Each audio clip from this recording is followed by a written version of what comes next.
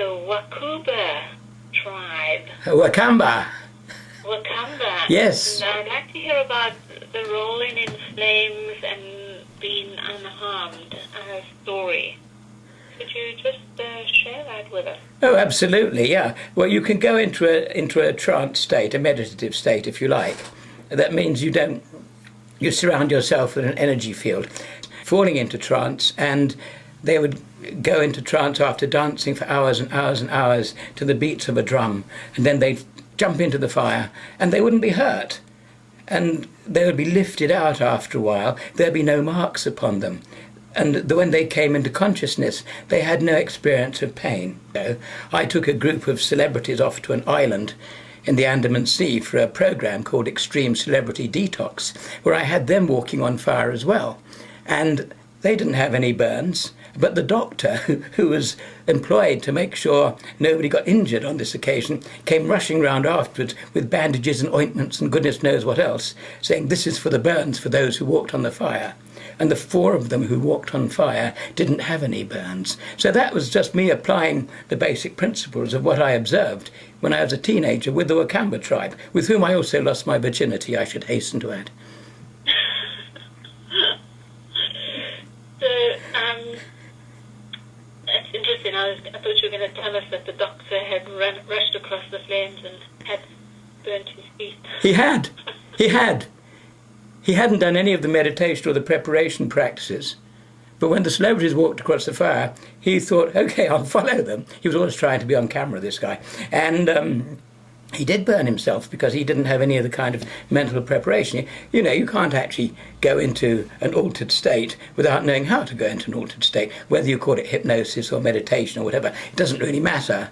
But yes, he was only a young guy. He was a country doctor who'd been, employed by the film company just for the purpose of coming along and looking after the celebrities on this occasion. And he went away. I think you'd say he burned his feet. Fantastic. I think that's fantastic that people could actually see the difference between no mental preparation and mental preparation. Yeah. Well, it's like anything, isn't it? Yeah, if you want to do something, you need to focus on it and prepare yourself for it. And there are some fortunate people who can actually do anything without much preparation or training. But most people who try to achieve things in their lives have paid their dues, if you like. They've gone through processes, looking after themselves, learning stuff, practicing stuff, not just reading about it. We tend to like lectures and reading about things nowadays, but it's really important to do stuff as well. So, Kris, tell us a bit about shamanism. There is shamanism.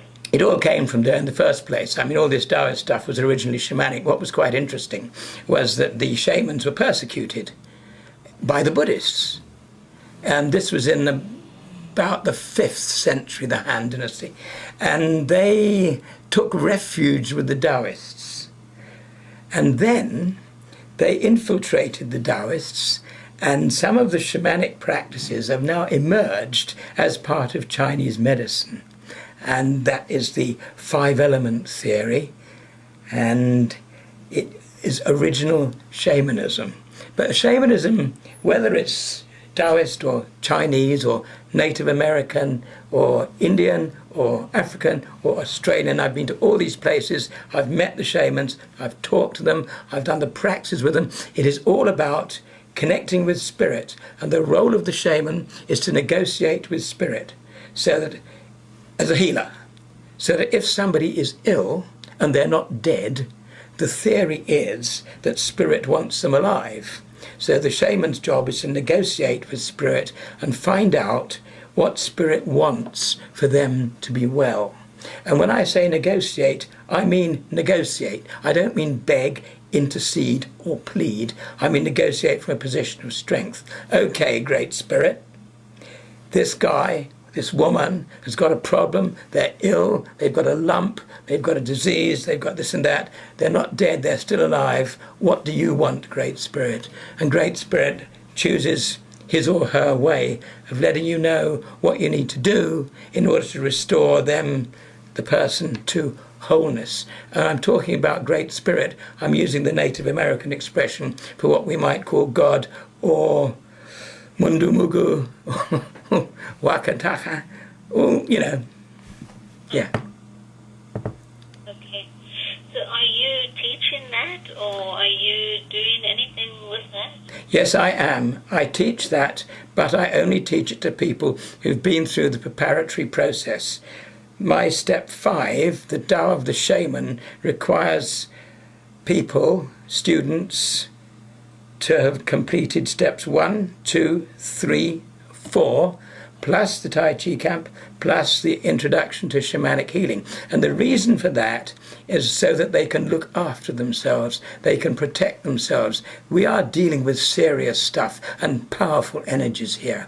We are going through journeys to the lower world to retrieve souls. We are going through journeys into the celestial sphere to connect with the divine, to negotiate with Great Spirit. We are doing astral traveling. We are doing deep stuff and healing.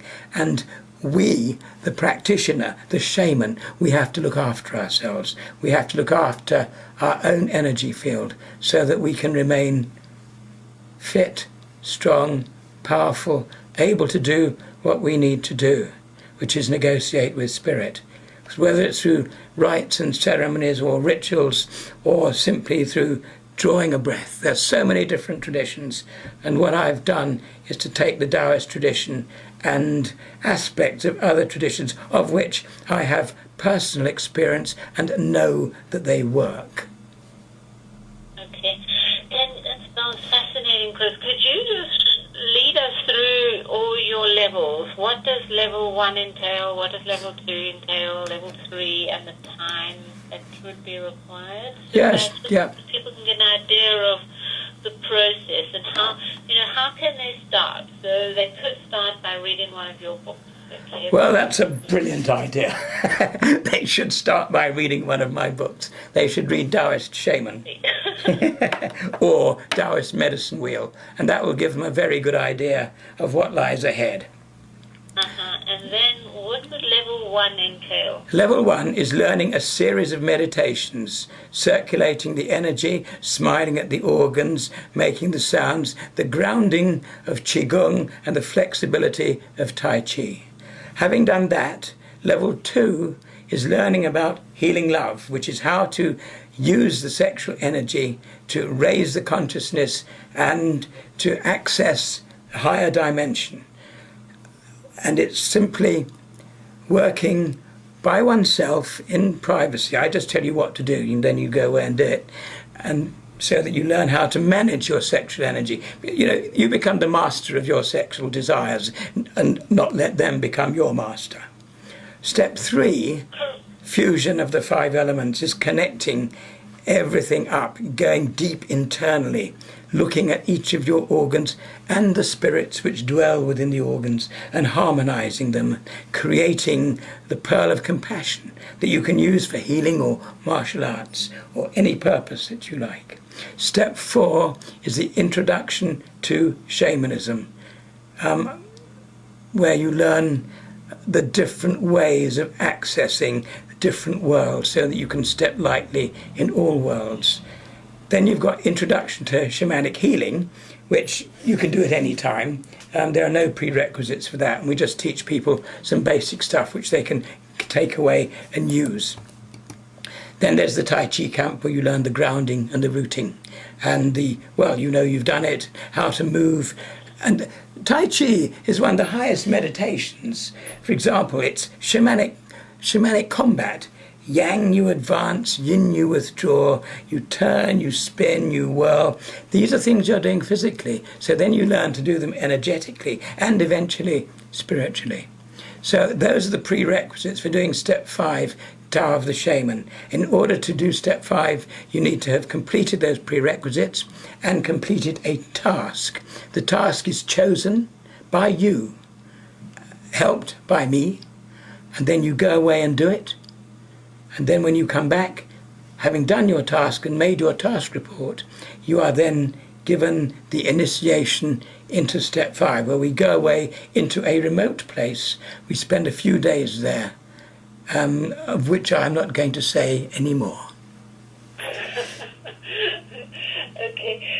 I just remembered remember there were two people on the Tai Chi camp that I don't know what level they were at, but one could just they were so grounded and quite impressive, I must say. Step 5 is a life-changing event.